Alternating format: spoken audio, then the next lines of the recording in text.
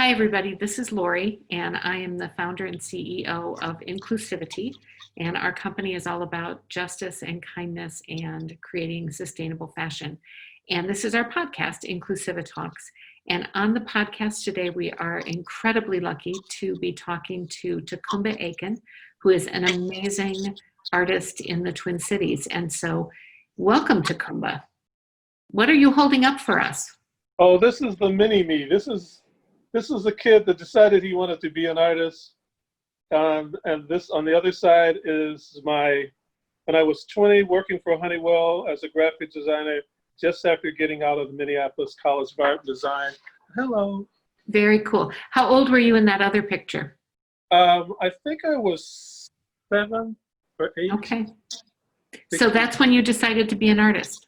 No. When I was 6, I was forced to be an artist because my father decided that he didn't want me to do art because he could see the writing on the wall, because I always drew. And so he was getting ready to throw away all of my stuff. And my mother got off of work early and stopped us at the garbage can and asked what was going on. And I didn't know what was going on. I saw a shiny garbage can, so I thought something great was about to happen. And in retrospect, yes, that's true. But he said, I can't let this boy go through with this. He's got to stop now. And she said, stop what? And he says, doing this art. And she asked why. And he said, he'll never make any money at it. And then she thought for a second and she said, why don't you have him do an exposition? And then I remembered this after years talking to kids in kindergarten years later, that my dad said, an exhibit? So my father actually knew what it was called to show art. And she said, yes. And so he said, okay, he can do it in the recreation room, which I was not allowed in. So I got scared for the first, I was frightened. And then she looked and thought and looked at me and kind of held me still. And she said, let's do that. And so I did a show in my father's recreation room, my mother and father's recreation room. But it was like my dad's place of solitude, and his stuff, which I realized later was crafts work and woodwork and stuff. And my brother and I were only allowed to sweep that out, mop it out, wax it out, and then get out. We were never allowed. And so I did a show there for three days, Friday, Saturday, and Sunday. Sunday is like, if you work, you go to hell day, right? Mm-hmm. And so I was totally frightened because that's what you tell the kids, so the kids don't want to play and stuff.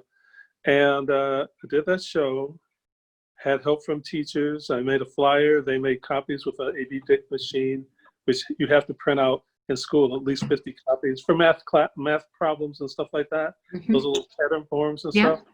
And on the bottom of it, I don't know who wrote it, but it said, take one, make copies. So they had passed it through all the teachers in the district. And so I had hundreds of copies all over the place with my artwork on it, which isn't too different than what I've been doing now. I have to admit, but I went through a lot of things to get back to it. And then Sunday came, and we usually would have an early meal. People came through, and my father said, okay, let's go finish this. And so we went down to the basement, and I saw all my artwork still there in my head. I have a habit, I do a lot of art. And so I didn't know what to think. And he told me to go get the box, which was a Tipperillo box that people paid their money in there. And my brother would take the money and put it in the box, put it in the box, put it in the box, and then put it back. So my brother doesn't like that story, but my father finally said, open it. And I couldn't, my hands were so sweaty. And he said, what is wrong with you? And then he pulled it open a little bit, and I pulled open the rest of it, and then all this green paper came out. I moved that green paper around and was full like that with coins. I heard him screaming at me, boy, have you gone crazy? Because I didn't know the green paper was money. And you were little. Huh? You were little. I was 6. So you had your first art show at 6. Yeah, it either was 6 or 5 because that year I was going to be 6, but I always say 6. So yeah, he saw it. See, one thing you have to realize with me is I started school when I was 3. Okay. But my brother was 5 years older than me, and my father was not going to take 2 kids 2 different places. After a while, he just was like fed up with that. And so the next year he put me in to the kindergarten. He just walked in and sort of slid me in and said, he's big enough, and walked away. Well, nobody's going to say anything to Mr. Aiken. Hey, What did your father do, Ta-coumba? my father was a garbage man. Okay. He picked up a lot, mostly at factories and department stores and stuff like that. Many, many years later, almost closer to when he died, we found out he owned half of it. But we didn't know that when we were kids because we weren't privy to business or money or anything. And as far as we knew, we were comfortably poor, you know. I knew something happened when we moved to another house. When it was about maybe 4 or 5, I know I had to walk to school, and it wasn't kindergarten. I started at Foster, and then I went to Dewey, where the Dewey Decimal System came from. And yeah, I must have been like 5 years old, 4 or 5 years old. And I always could rely on art. I didn't talk like this, that's for sure. I was a what you call an extreme introvert then. Now I'm just a social introvert, you know. Yeah, so I did the show, and we counted the money, and I made $657.36. Frightening. Wow. And I just said 36 cents. So Ta-coumba, when that happened, did your dad suddenly say, okay, maybe art? No. Okay. But my mother said you have to look him in the eye, which means you have to get some kind of agreement here. She wasn't down there. It was just my dad and I. Mm-hmm. And I was trying to look him in the eye, which I never did before. He says, you have something to say to me? And I'm like, yes, sir. He says, well, then say it. I said, can I do my own art, sir? Really loud. And he looked at me, and maybe there was some smile somewhere way back there, but he was very sternly said, you know, you can do your art and pay for your own damn law school. And I was like, I can do my art. Forgot to play the whole thing through my head.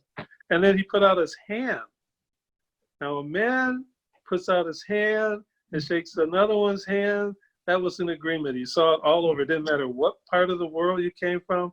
When he shook that hand, that was it. That was your word, was your bond. You didn't have to have a contract or anything like that. You know, paperwork was kind of suspicious because if you speak another language, you don't know what that means. But if you describe what you're going to do and shake your hand, that's it. Mm-hmm. So I shook that hand, and then 12 years later, I found out what a law school was. I was like, no. He took me into one of his friend's businesses, and we went in the back room. God, I can't remember his name now. My brother just reminded me of his name. One of my dad's best friends had a money exchange, currency exchange, mm-hmm. and Jewish man, and they were secretly partners for years. You know, they had a graveyard, and one part of it was called a garden, one part of it was called a cemetery, and way out somewhere, which now it's got all these high rises around it. And they were like, we got to move that cemetery. And I'm like, that's kind of impossible. Mm-hmm. So, but he took the money and put it in savings, gave me the 36 cents. And I was the Mac Daddy of the candy world for 2 weeks straight. I always got 2 big brown bags of candy.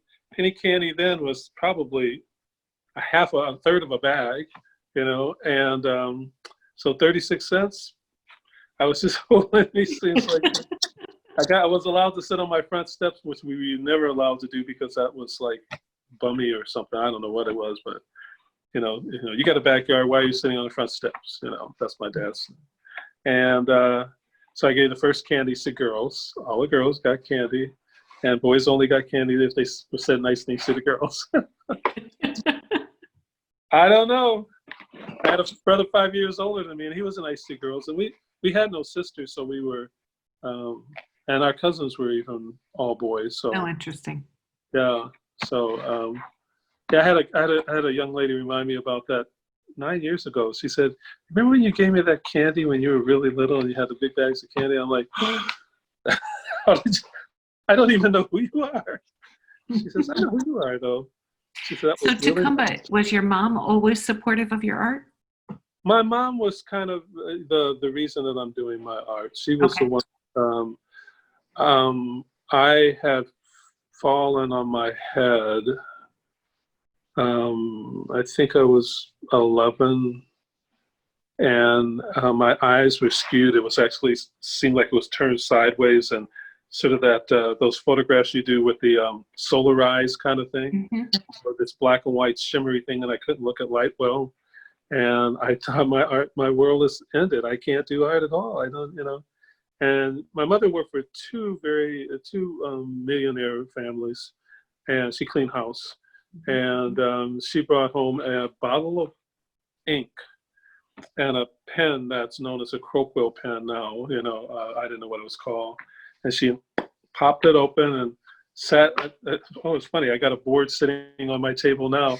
Sat it on the board on the kitchen table, and I put the ink down in the pen and some paper, and I was trying to figure out what's going on because I'm supposed to set the table. It's time for your supper.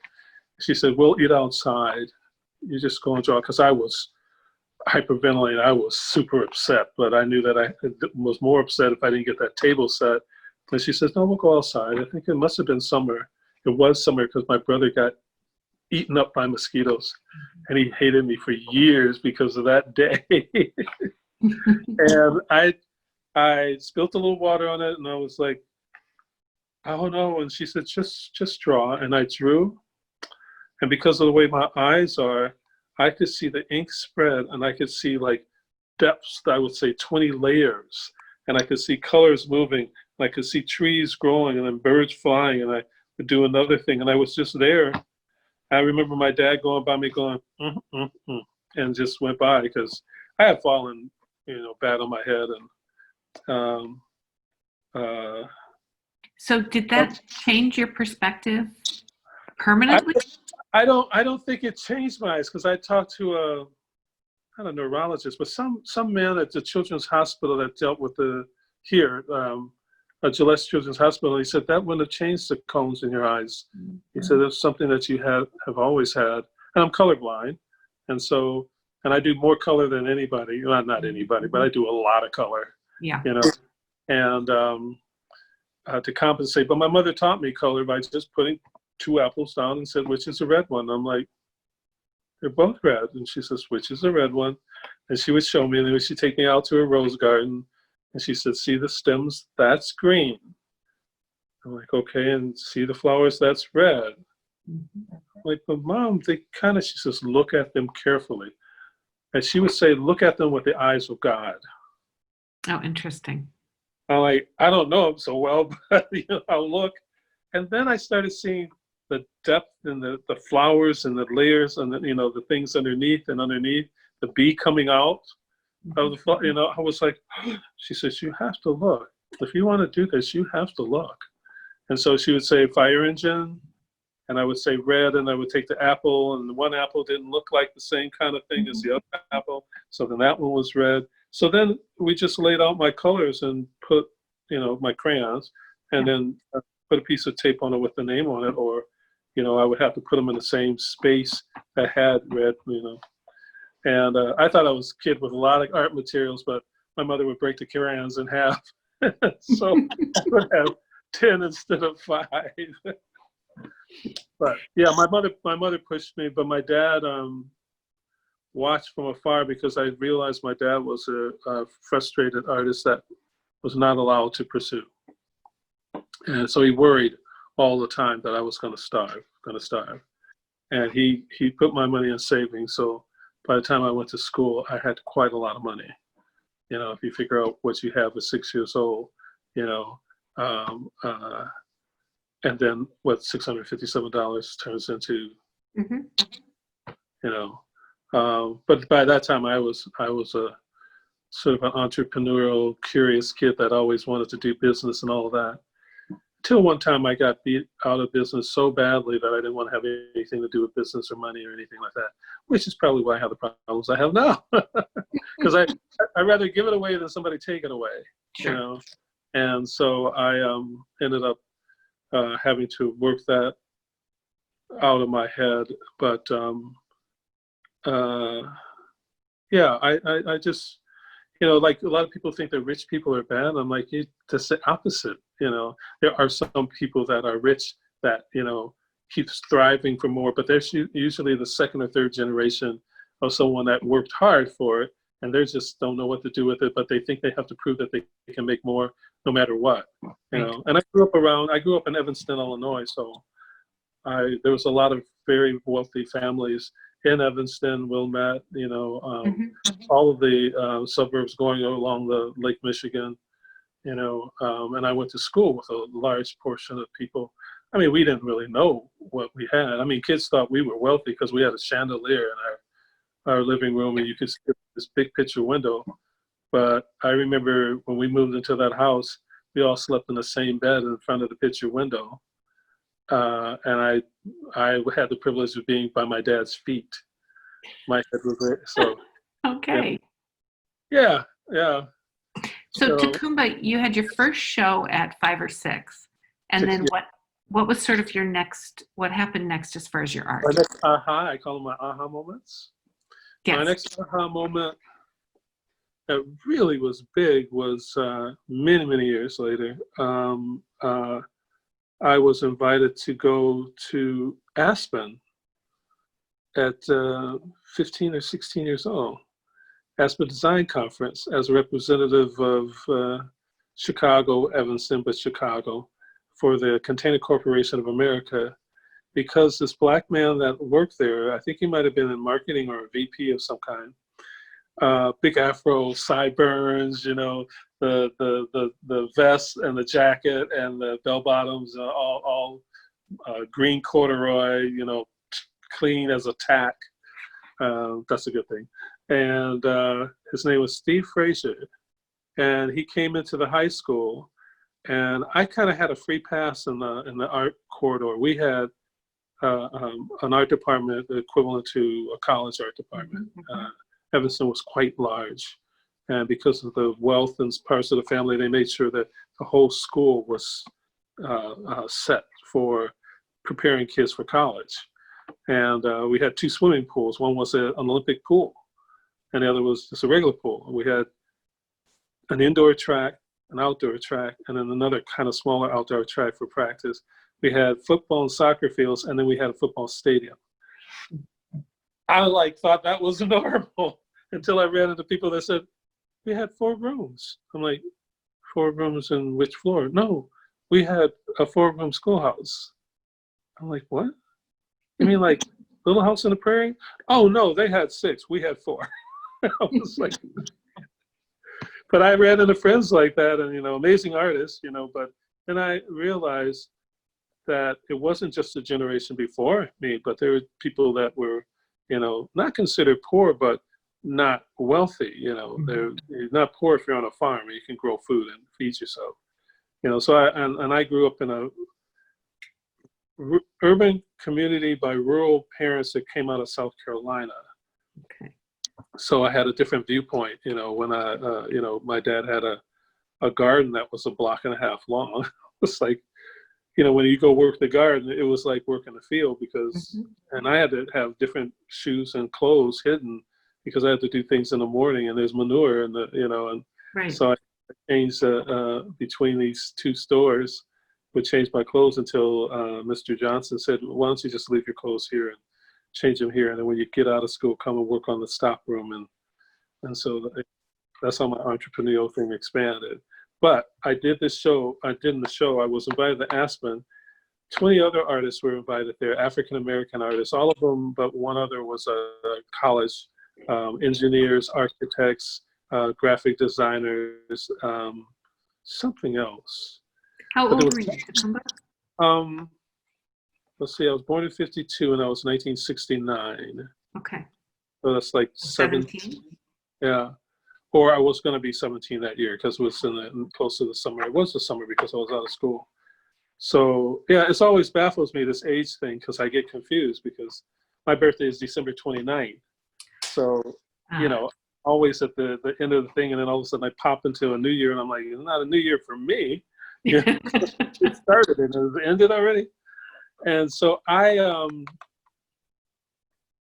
was honored to do it, and I had asked my parents for permission. I knew they were going to say no because my mother didn't want me to go anywhere. You know, coming out of the South, traveling was for a young black man in the early 60s then.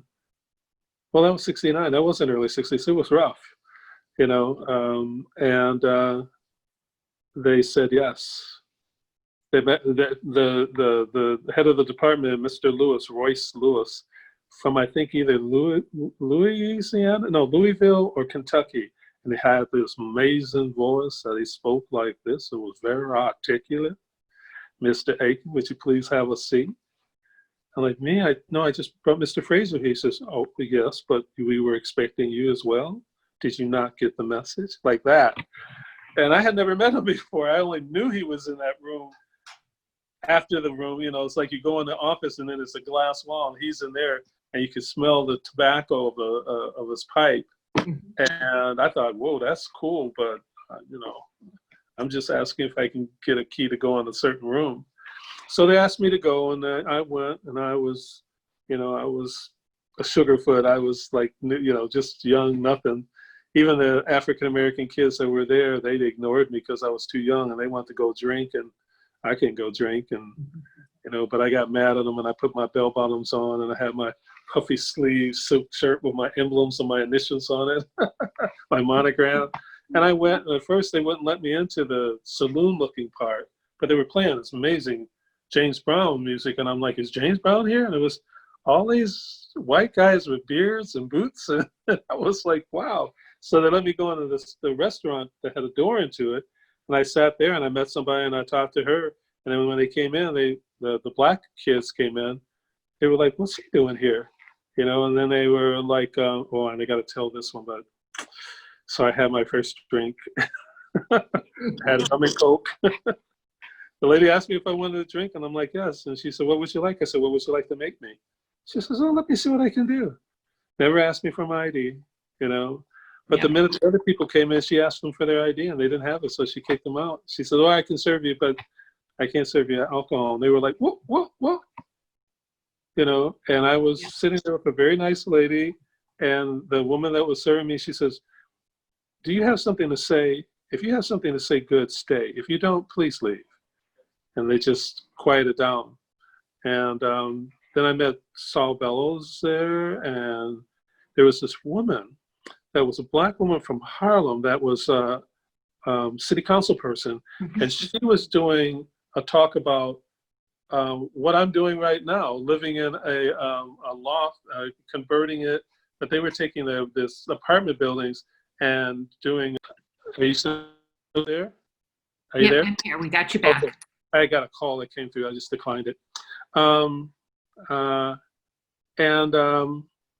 She was talking about people owning their homes and building them, and also talking about, but this was Aspen Design Conference, and when I looked at the brochure, it was about art and housing, which I'm in art and housing. So my whole, not knowing, but be listening to these lectures and seeing architects and engineers talk about how they could get affordable housing, how they could make things happen and have artists live in. I just was like, it was predestined. The stuff is just being laid at me. Then the next one was 1977. Okay. I went to, I was asked to be a representative for the United States at the Second World Black and African Cultural Arts Festival. Wow. And I know, Lagos, Nigeria. And I was,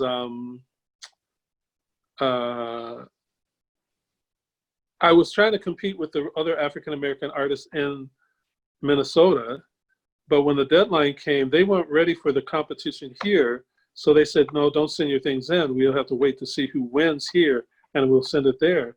And being young and full of vinegar and respectfully, but I'm like, rules are rules.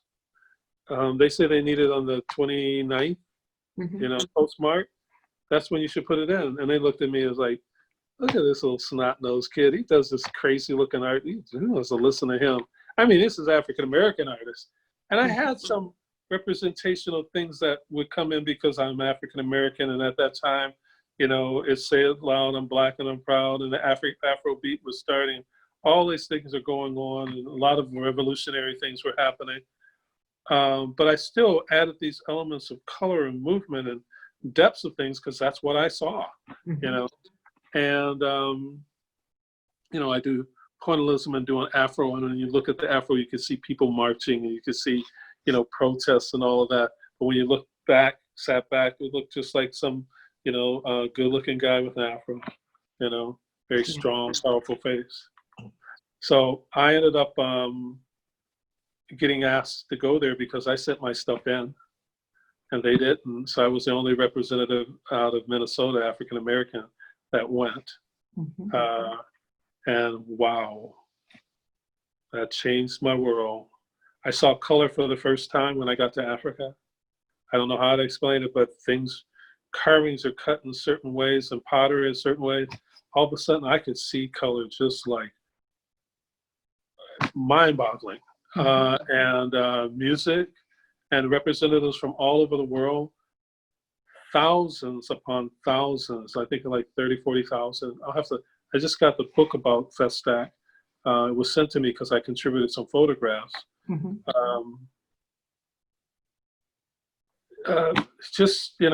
Musicians and Africans from Russia and Africans from China, Africans, it was, I'm like looking and I'm going, and I'll say hello and they'll say, Ni hao, so how was y'all?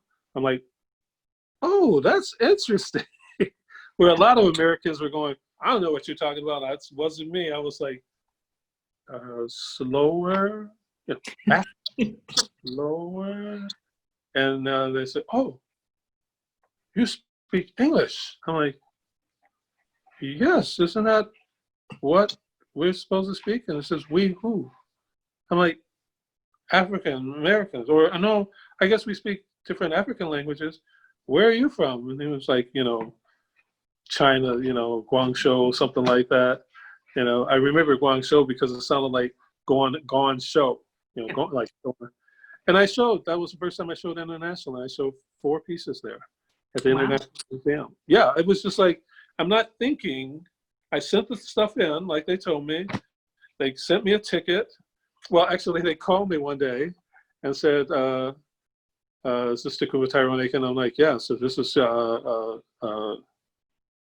what's his name? Jeffries. He was the head of the Fine Arts Department at Howard. But he was talking and he said, you've been selected to be a representative for the second annual Black African Festival in 1977, Festac 77. Well, I hadn't heard of it being called that because it was supposed to be in 75.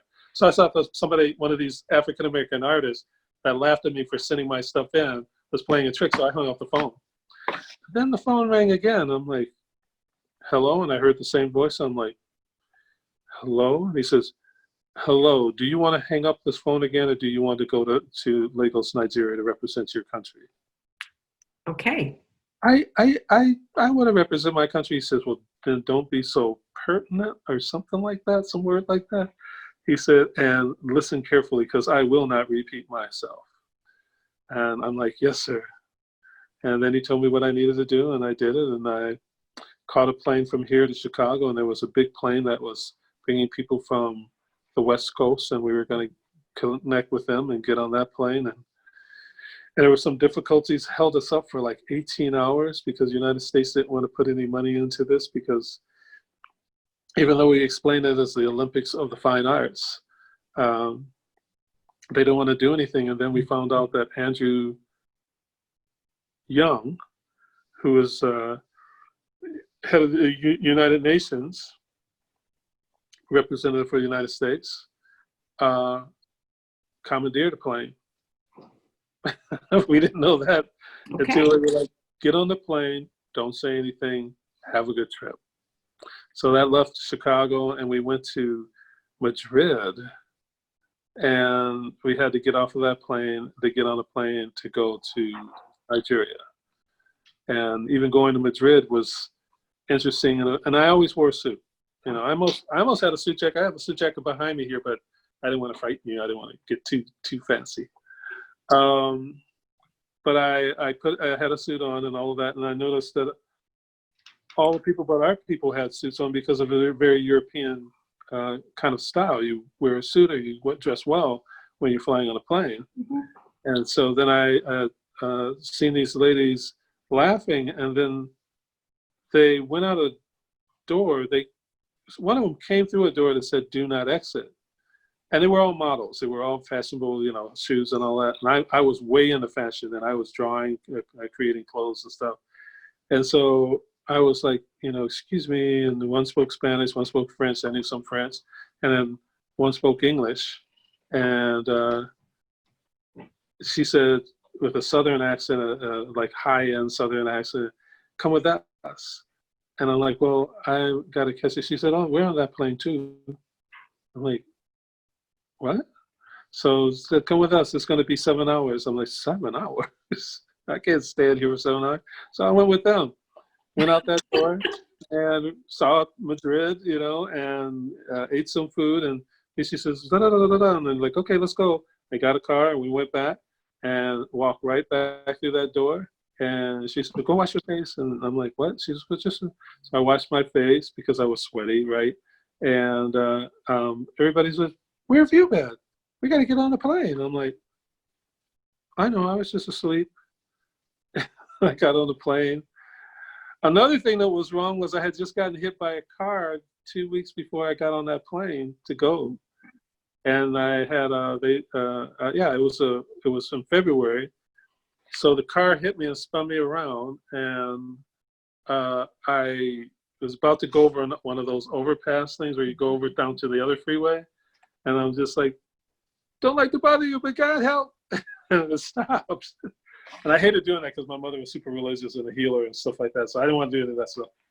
And I went in to the hospital, and they said, oh, we're going to have to take another look at your vertebrae. And I'm like, okay. And they says, do you hurt? And I just lied. I said, no. And they said, well, I said, excuse me, sir, I have to catch a plane to Nigeria in a week or a week and a half or something like that. He says, well, you can't do that at all. And I'm like, I have to. I have to. He says, well, I can't give you permission to do that. So if you want to do this on your own, I'm like, but is there anything I can do? You know? And he finally called me and said, look, come in, we're going to check you out, but I'm going to give you a letter, and you do not open this letter. You give it to the physician on that plane. Because like, you know, the Olympics, they have a physician. We actually had a physician on the plane. And I didn't give it to him until we were on flight in Madrid. And that man cursed me out, up and down and sideways. You know, he says, do you have any medicine on you? I'm like, well, I have these. He took the pills. He said, these are painkillers, and I'm not giving them to you. Mm-hmm. Damn it, this was supposed to be my vacation. He was really pretty boy, weird, and all of that. So I went, and I was there for 4 weeks. There's not enough books to explain all the great experiences there. I met Betty Saar, who became a really great friend, and she's in her 90s. She might be 96 now. When I met her, I thought she was a year younger than me. Just tiny, and I'm like, what did she put gray in her hair for? You know, it was orange and gray. Amazing artist. And where is she, Ta-coumba? She's in San Francisco, Oakland, San Francisco Bay Area. Even her daughter, Allison, is very famous now too. Mm-hmm. I met people that I met Sun Ra, and went to kind of a concert, a club that was run by Fela Ranzukuti, big time Nigerian artist, dissident, similar to Bob Marley, you know, and his stance and the way music grew out of that. There were days I didn't even remember, but we'd be in that place and music would just be going, and Sun Ra would be battling against Fela's groups, and Sun Ra would have brought, like, I don't know, it looked like 20, but maybe 10 drummers and some horns, and Sun Ra brought that, and then the keyboards, he was playing the organ, and he played this thing. He played this, I don't know if it was 2 hour, 3 hour long thing, and you could hear that that music came from outer space, landed in Africa, went to the islands, came to the northern, and you know, from the way the music was played, you could hear how music changed, and then it went back up to space. I was like, and I saw it, and I had been drawing that anyway, and so I saw it, just like it was watching this movie. I was like, and he was out there. Sun Ra was out there, and fella would come back with his band, and all of a sudden he realized he didn't have enough horns, and he might just be singing and yelling out something, and 12 other horn players would come, you know, or be sitting around. And they bring out these big horns. It was a battle. It was a battle. Both of them were laughing. So Ta-coumba, when you got back, how did that change you? Like, how did it change how you created or how you thought? Or because it sounds like it was impactful. It was impactful. I saw color. I started doing color. Okay. A lot of color, because I was doing pen and ink, black and white. Okay. I think I went to work for Honeywell. No, maybe I was to work for Honeywell. Oh, well, I did. Can't quite remember. I was working with the African American Cultural Center, which was a culture center. We were getting ready to turn it into a museum. Okay. Senator Humphrey was getting ready to attach it to a bill so that we could get our building. Rhoda Lund of the Lund families had donated a building for us, but some kind of way, the other organization, because we didn't have our 501c3, and when I say we, not me, but the people that were running it, I was just a curator or art teacher. But I was, Setu and I, that's where Setu and I met, Setu Jones. And we became collaborative partners from 72 on. So then by 75 or 76, Setu had gone to Africa, and I went in 77. You couldn't keep us from traveling after that. You know, I went to Brazil, took him to Brazil. He went to China. We just, you know, and would bring back the information and paint and create and paint. I did murals. I did murals when I came back. Okay. I did murals because in Africa, what we call art is just commonplace kinds of things that are art, but it has more of a spiritual, community, social need or purpose. Mm-hmm. And here, the museums, you couldn't see that or sense that at the time. It was more for these were for the elite, the rich, the royals, and we were able to gaze upon them, you know, by going to the museum. Right. Even when they showed the African stuff, they make you think that there were these royalties, and these sculptures are made in the context of just being sitting on a pedestal, which I argued with them until we changed it in the 80s to identify where they're from and who the people are living there. And even pictures of the people, just a little, you know, 1 or 2 pictures can tell you the whole story, that these are real people, they're alive, they're intelligent, they're spiritual, you know. And so my goals were a lot of different things, and trying to bring communities together and heal communities. My mother was a healer. She died on my 20th birthday on December 29th. And I couldn't avoid being lassoed in, you know, that's what I think that was her purpose. And I was kind of angry because I saw it happening right in front of my eyes. It was within seconds. So Africa, Brazil, those places became interesting to me. And actually, I went to Brazil with Setu. I took Setu, I think for his birthday, because my ex-wife didn't believe I was going to could go. I'm like, no, I'm going to make the money to go. And I was inviting her.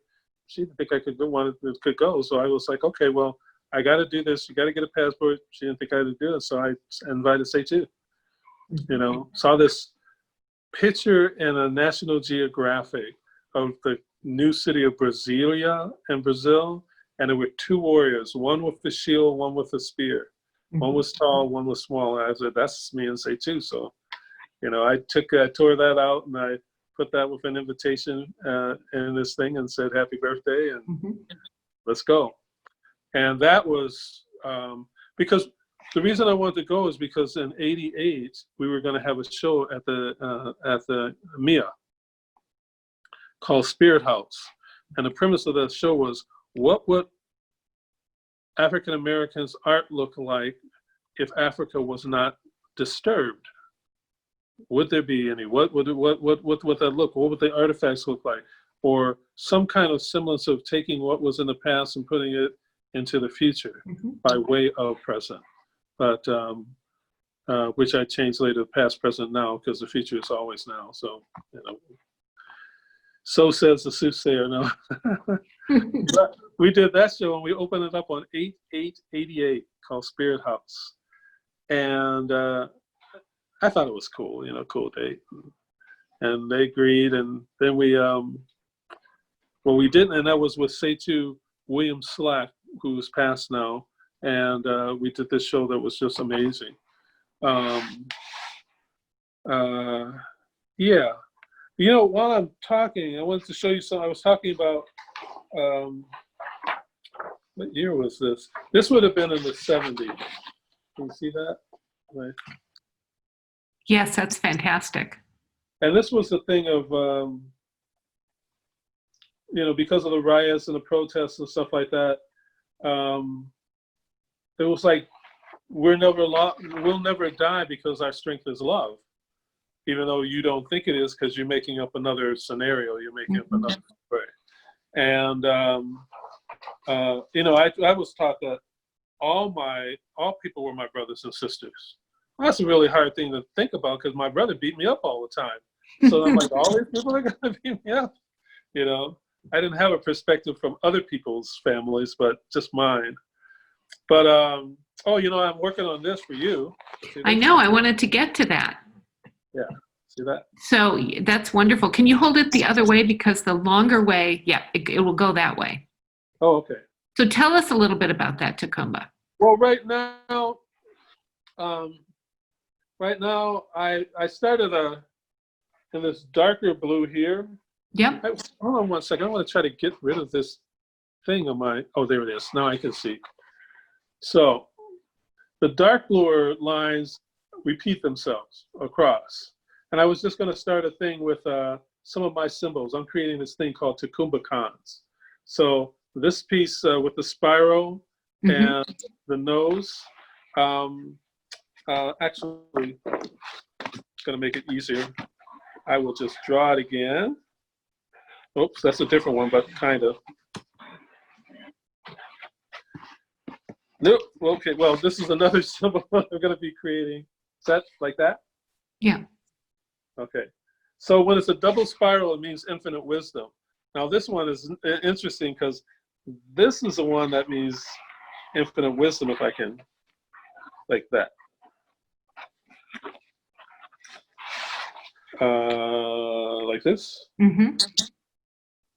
So that double spiral, only women have that. Double wisdom, from life to death, the kind of thing like that. Man, I had a whole lot of arguments with guys with that, but I'm like, hey, point in case, you're gonna argue with me about it? You don't understand it. So that would go across and it would represent infinite wisdom. Sorry. And that's funny because it still looks sideways with me, but then this black line is just the start of something that I was going to do a little bit of. If you can see, let's see where can I put it, right here. And I'm gonna do this. See if I can do this and then put the, so this is going horizontal with you like this now?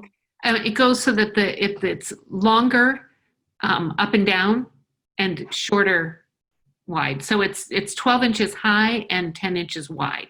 What about now? So right there, it looks like you're putting it the wrong way. So this is good for you? Yeah. So far. So, well, you can see, well, here, I'll give you. Yeah, so the part closest to you, Ta-coumba, is the bottom of the panel. So what's closest to you right now is the bottom of the panel. Okay. Well then, can you see that? Whoops, sorry, whoops, sorry. It's okay. I'm trying to get a perspective. Can you see the? I can't see the canvas at all right now. I can just see my you. shirt. Okay, here we go. That's better. Okay, so can you see those circles I'm Yes. making? So that's the mouth, Okay. because this become the eyes. Oh. So then maybe it turns another way. See?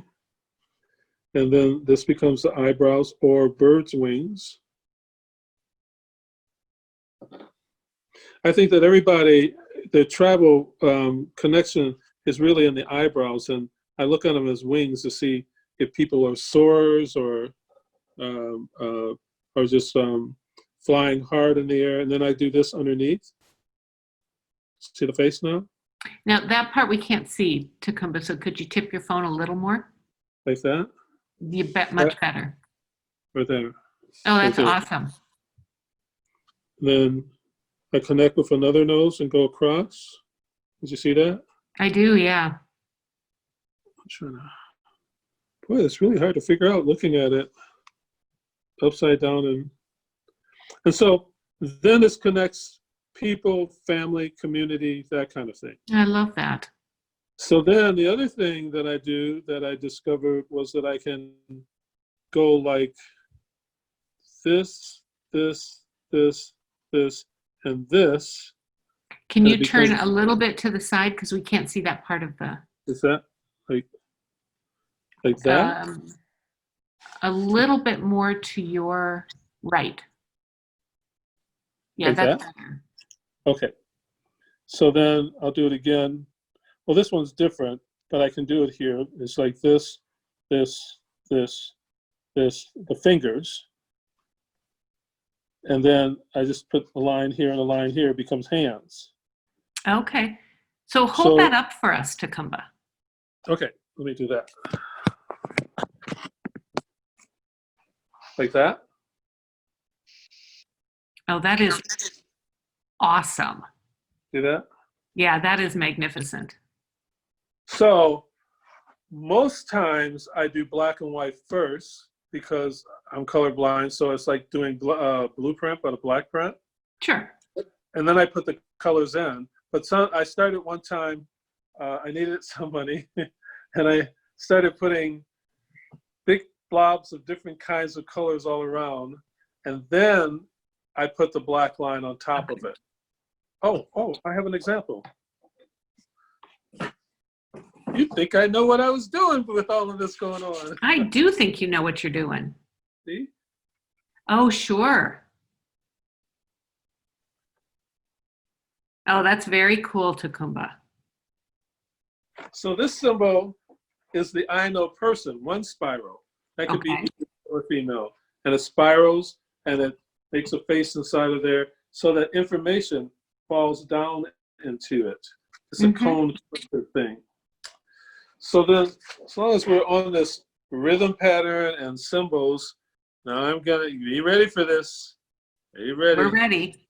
Okay, everybody, that's an older piece. Oh, yeah.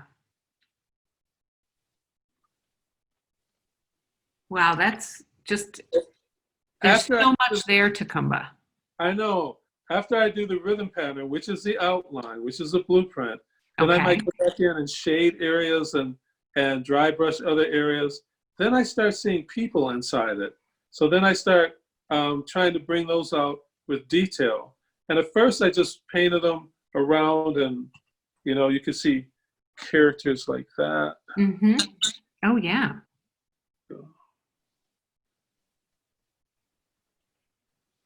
That's fantastic.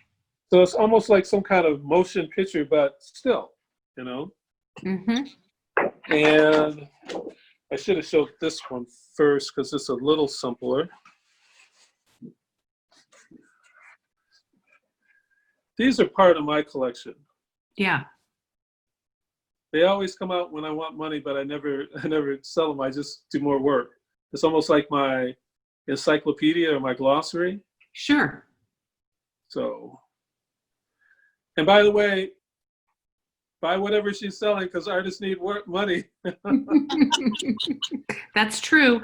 Ta-coumba, so I would just want to, for a minute, say that the piece that you were just working on, you're actually creating for the auction that we are holding, which is called Artists Who Share. And it's an auction to raise money for both the artists and also the United Way coronavirus recovery efforts. So that is a piece that will be going into our auction when you finish it and we get it from you. And Yes. It's spectacular. We're excited about that. It's getting there. And so that's something we're doing. We actually have, I think, 20 artists now signed on to do the auction to Ta-coumba. Oh, that's excellent. Yeah. Yeah, a lot of times I can't, of course, there were times when I could give money and take care of people that way, but I always consider my art my real treasure chest and treasure trove, and so I'm always happy to do things that I can take my art and lend it to it. You see that? Yes. So these are pieces that I'm actually going to be putting on, not those that I showed you before, but this piece and a few other pieces I'm going to be putting on Instagram and Facebook to sell. Okay. These are the pieces like the Walker owns four pieces like this. Okay. They 3 pieces like this. They own about 12 pieces of mine. Some are very large scale, but I'm glad I found these today. Thank God for things falling. Yes, when things fall, sometimes you find a lot. Yeah. Oh, that is just beautiful. You know, they say every time it rains, pennies from heaven, paintings from Ta-coumba. I'm going to start singing it that way. So Ta-coumba, if you were giving a message to younger artists, what would you say? Don't do it. Do not. I had a musician say that to me once. You know, I always say that because that's exactly how I became an artist. Yeah. You know, because it's this. If I say don't do it and you don't do it, then you weren't meant to do it. If I say don't do it and you do it, you can fall up, down, and all that, but do it because you love doing the work. Right. That has nothing to do with money. It has nothing to do with accolades. The world of art is so confounding. Mm-hmm. There's so many different worlds of art worlds. Yeah. And I can't even name them, you know, because it confuses me. Yeah. And I'm stuck in about 3 of them. I'm a public artist, which I changed to public fine art because I use this kind of painting to do paintings outdoors. Right. You know, but I figure people should still have the same thing that I would give a museum in their neighborhood. Yeah, I love that. So I'm not trying to simplify it. There are murals that I've done that have social messages and all that, but I try to have the quality as hard and as tight as I'm able to do at that time. So it has changed over time, you know, and that's valid. You can go to Picasso and find things that suck, but he used them to make them better. Yep. You know, and people collect all of them because then you have your history. So this is from the past is where this present future thing came from, you know. So I got to show you this one because it's bugging me to show you. Well, we love that. So thank you. You know, so I think Beautiful. artists, people that want to do art, just do it. Mm-hmm. You know, if you have the time, not money, but if you have the time, seek out online classes, seek out just looking at things. I've just done it all my life. And so I didn't even want to look at other artists' work until I was like in my 20s, you know, because I didn't want to be influenced, you know.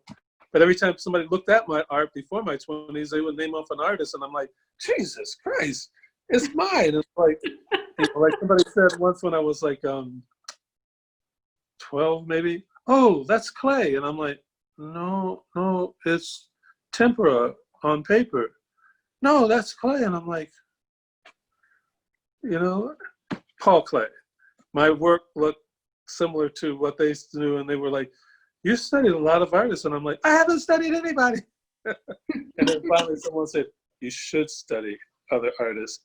You only can take out of it what belongs to you. I teach people how to do this rhythm pattern in schools. There are hundreds of thousands of people that know how to do rhythm pattern because I've been teaching it in schools since probably the 80s, and I've heard about some people discovering another person because they were both doing rhythm patterns in a situation. Like these two guys were getting ready to do their ACTs or something like that.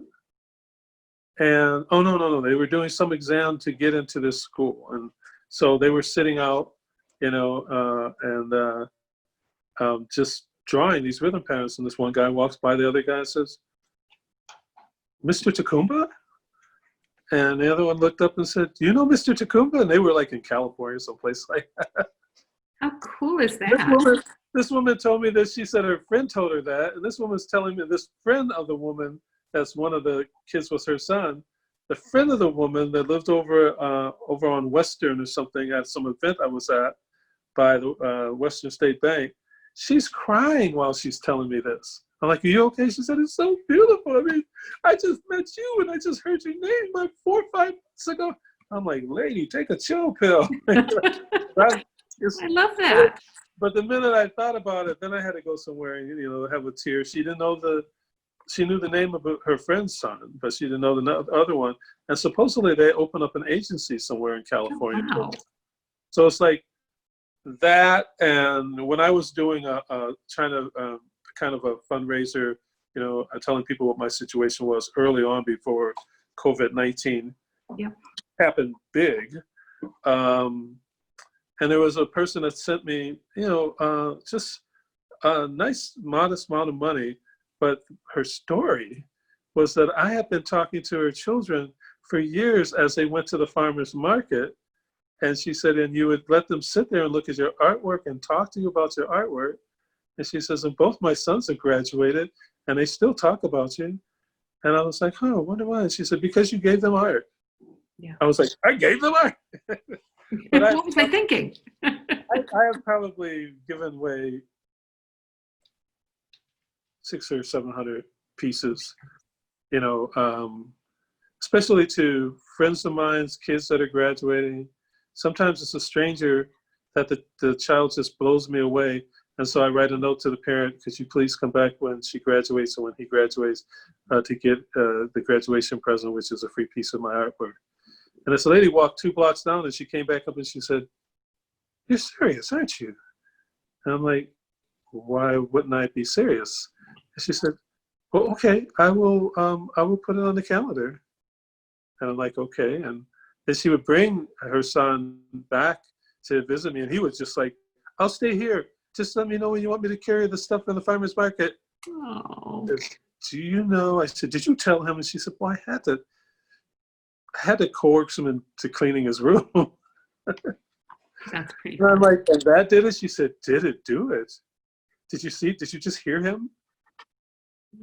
Something's changed in him." And I'm like, "Well, I'm happy that happened." So But Ta-coumba, what is your sort of life philosophy? Like, what do you care about the most? What, if you have to tell us something that is you. well, my saying, my mantra, the thing that's gotten me through a lot of painful happenings and a lot of deaths before COVID-19, a lot of violence during the 60s and 70s, a lot of racism in the 80s and 90s and present. But I believe in love. Gotta go see the song. No, my mother was a healer, and so I believe that I created this saying. I create my art to heal the hearts. I used to say souls, but hearts and souls of people in their communities by evoking a positive spirit. I think that my job is to heal. Now, a lot of people mistake that as sort of a mamsy-pamsy, pushover thing. I will kick somebody's assets if I have to, but it's not necessary if I can talk to them, because a lot of people just need somebody to talk to them. I need somebody to talk to me sometime. The amount of talking I've done here, there was 27, 8, 9, maybe 30 years of about this amount of talking, period. You know, I call myself, I finally found a phrase that could describe me as a social introvert. I'm in my studio now, and I'm in here a lot, and I have a large space so I can go over to another room. Actually, I'm just rebuilding this part over here as my studio. I have an atrium gallery outside so I can hang out artwork. I'm at the Lower Town Lofts Artists Cooperative. We've been here 34 years. And out of that 34 years, I've spent 30 years in here, you know, as far as days. But I care about people. I care about this world. But I care to put a positive energy out there. Otherwise, we're going to be in a whole bunch of trouble if everybody's sucking in the negative energy and then being pulled down from it. You know, I'd rather have that branch that can be pulled out, the vine that I can pull myself out of quicksand. I applaud all the artists that are out there right now, showing their artwork, doing their performances, you know, singing, you know, dancing and putting it online, because this is what's going to heal us and keep us from going insane with really insane things that, you know, our world has basically been being run by a bunch of spoiled kids right now. And I'm like, oh my God, you know, how did we do that? We got comfortable. And we were like, oh, well, I don't like that person either, so I'm not going to vote. Or, you know, I'm not going to say what I think, you know, or nobody's going to listen to me. I'd rather talk and nobody listen to me and not talk at all. I did enough listening, and now it's for other people to listen. And my artwork speaks for me. Matter of fact, I'm going to show you this piece of artwork right over here. I hope you can see it. It's on the other side. Can you see that? The one on the wall? Yeah. Yes. That's called Awakening. Oh, nice. Good name. Yeah. And you see this cutout? You see that cutout there? Yes. That was from one of the shadow spirits we were doing at the Walker Art Center's. Okay. Yeah. I want to just echo what you said about healing, and people sometimes thinking healing is kind of mamby-pamby or weak. And I would argue that healing and kindness and love are incredibly strong and powerful. Incredibly strong, you know.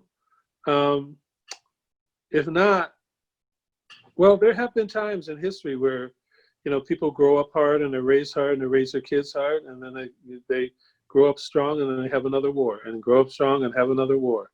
And, you know, everybody kills each other, and then you have to get back at them for killing your relatives or your friends and stuff like that. You know, some things need to be corrected, you know, child abuse, women abuse, period. Bullying out, it's got to go, you know, makes no sense. You know, it doesn't do anything, you know, and what it does for the bully is make them worse than what they were before. It doesn't heal anything, you know. So, you know, there's all those kind of things, but my art, my art is my joy, you know, but it's also my savior.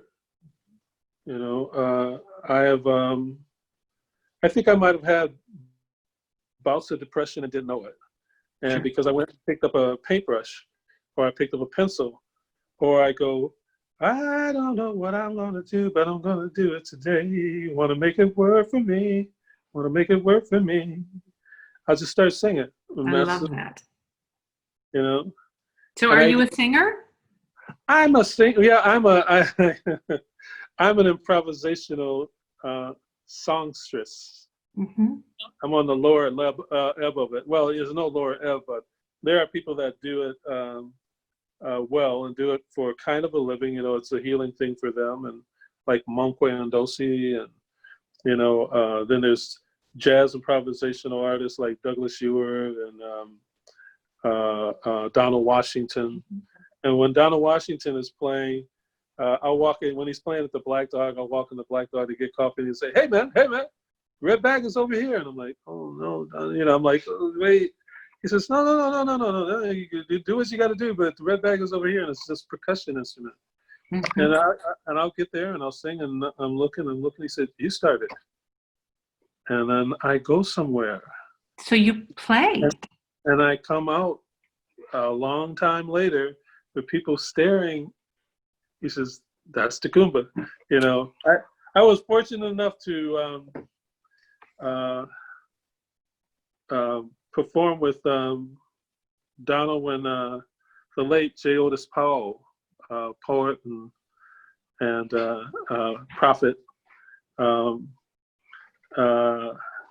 I called him the godfather of souls. And I found that out later because he repeated it. And I'm like, I don't remember. And he said, yes, you did, but you don't remember a lot of things you do. And that's true. And so I'm really blessed with both parents. Father was stern. He was I would say he was like the enforcer in the community. You know, came out of a community of Armenian, Chinese, Polish, African Americans from the South, African Americans from the East, you know, German, Jewish. I grew up in a Judeo-Christian kind of learning system. I love languages because I love the sound of them, most of them. And I'm not going to tell you which ones I didn't love because I always get in trouble when I do that. But yeah, good plan. Yeah. And I love people. So what am I going to do? You know, just be out there and be for them. Well, and that's clear with your art. Your art it touches our souls, Ta-coumba. And I think that's what you want to do. And I think it is what you do. And I want to thank you for that. And thank you so much for being part of the auction and for talking with us today. You are always a pleasure. And I will be very interested to see if you do other things to that, because I know that you are always creating and thinking. So I can't wait to see the final product. It could turn into something that looks like even this, or let's see if that's with like that. I believe you. So I can't wait to see what you finally give me in a couple weeks, because this is painted tape collages. So this is the latest. Oh, I love it. Oh, that's fantastic. Because they come off of the other paintings, so I can't throw them away because it's a painting. I love it. So look forward to. Oh yeah. Those are fantastic. I'm debating if I'm going to sell them. I was doing them for a show that I was supposed to be doing in Colorado when I did a talk in Colorado at the Conference on World Affairs. Okay. And it got canceled. That was my new international introduction to the world again. Okay. But I guess God had to do something else first. And so I don't mind waiting, but I have something to show them when I. Those are amazing. Well, we can't wait to see what comes next for you. And yes. I thank you so much for being on this podcast. You are, as always, charming and interesting, and I could talk to you for 6 more hours. You're no more hours. So thank you, Ta-coumba. We'll wait to see your piece, and good luck on your project, Lori. And I'm going to just sign off. Thank you so much. You're welcome.